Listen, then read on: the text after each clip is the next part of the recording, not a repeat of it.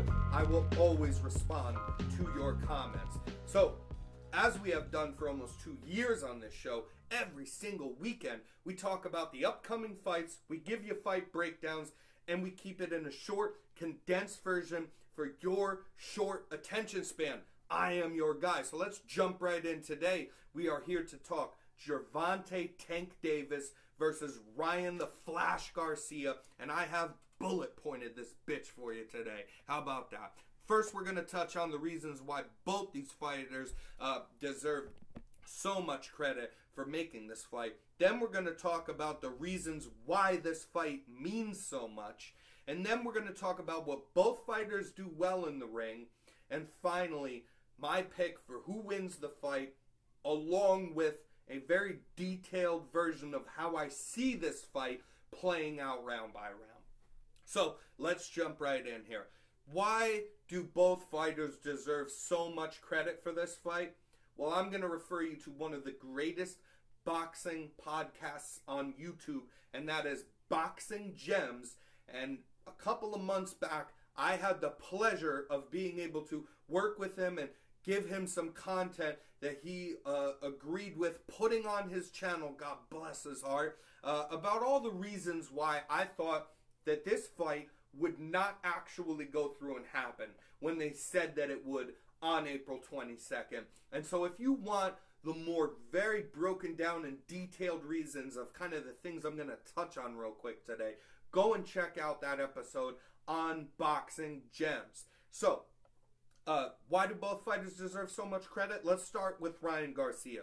Ryan Garcia made this fight happen, okay, guys? That's the truth. It takes two to tango, so they both deserve credit. And we'll talk about Gervonta's reason why he deserves so much credit for taking this fight. But Ryan Garcia is the guy who did the call-out. Real quick, I want to talk about call-outs. So he called out Gervonta Davis in a very straight, direct kind of manner in a post-fight interview in ring and said, "You guys want to see me fight Gervonta Davis? I want Gervonta Davis, and I want you guys to all see that I'll beat his ass." That's a very direct kind of way of calling out a guy. And little details like this, you'll see over time when you watch boxing for so many years. There's a lot of times that guys go back and forth with each other online talking shit, and there's a lot of times where you might get a little clickbait thing that says, "Oh, this guy calls out this guy." But when you look at it, first and foremost, they usually don't actually call out the guy. They're specifically asked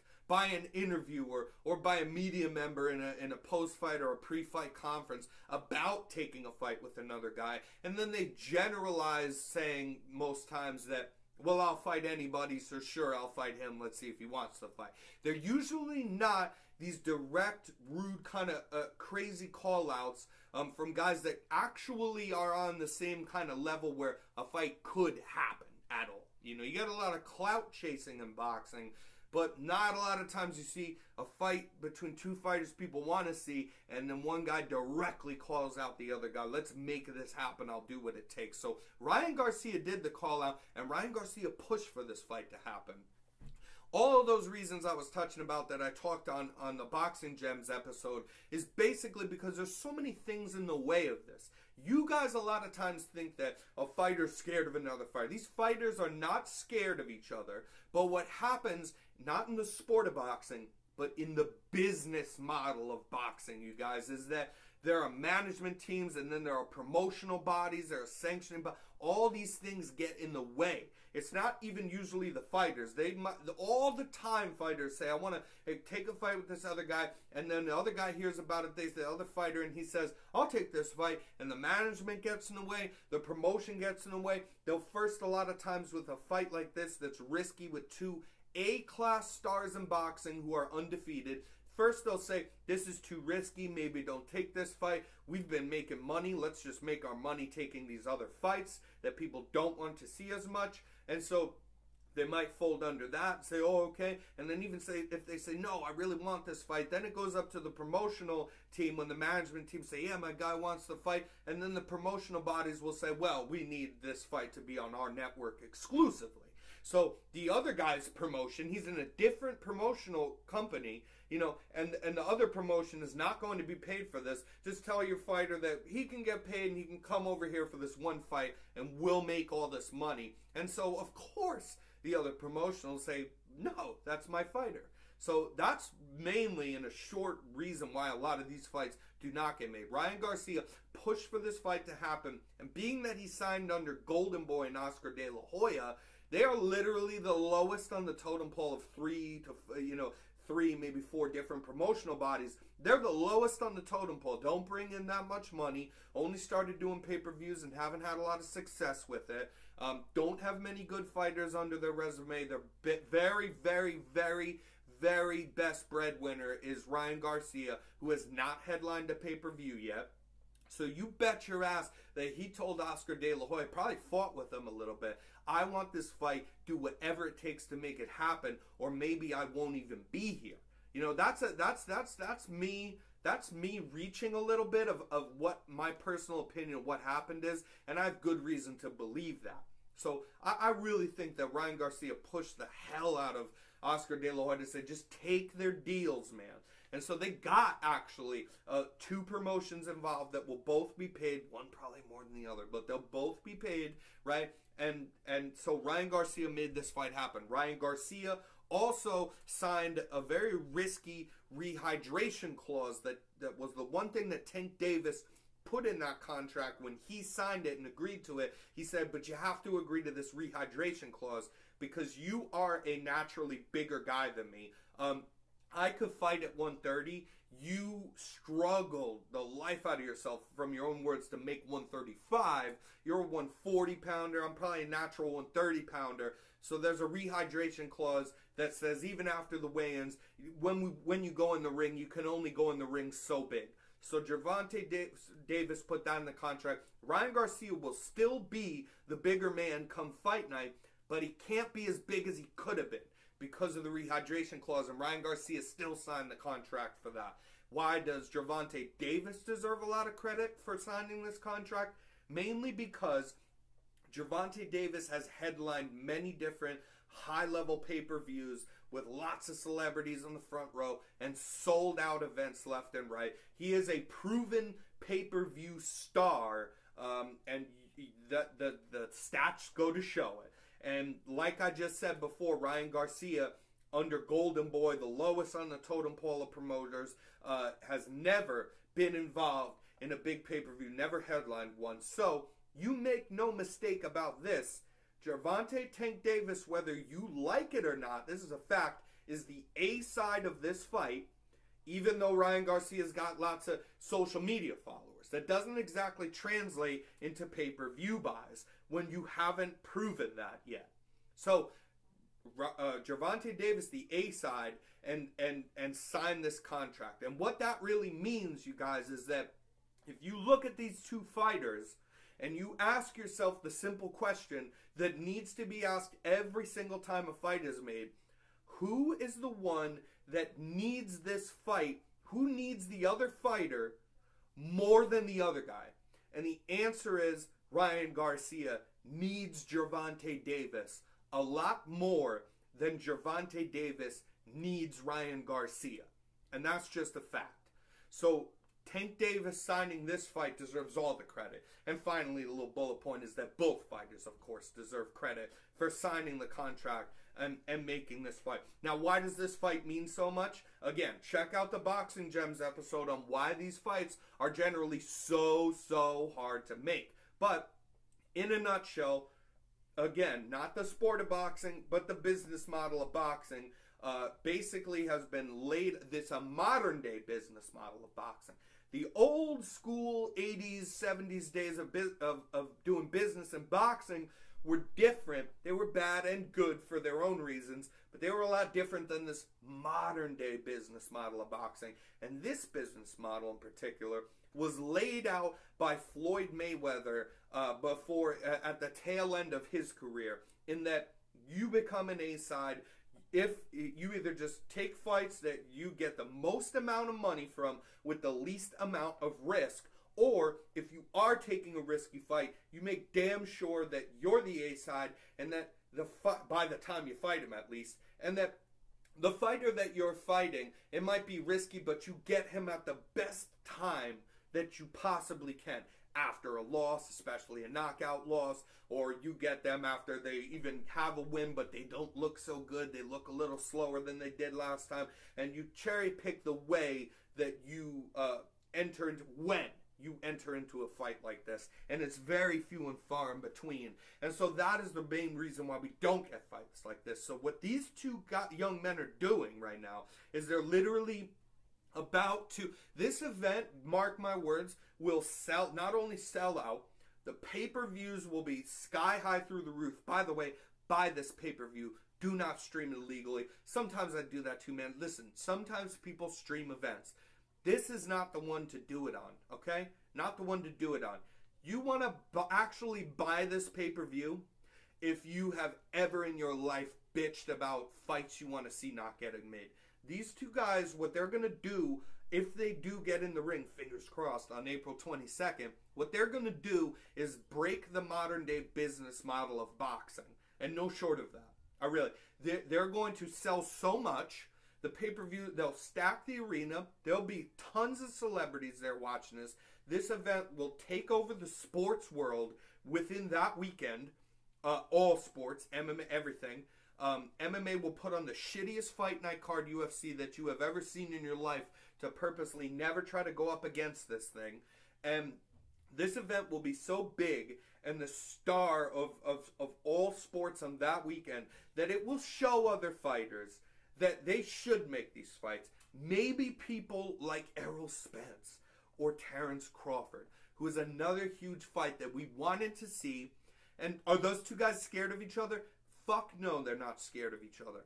This is, again, the business model, the modern day business model of boxing keeps these fights from happening. But these two young men went out of their way, both each in their own way, went out of their way, and they themselves, not the management team or the promoters, made these other bodies, promoters, management team, all these things, sanctioned bodies, made them. They went out of their way to make them make this fight because they both demanded it.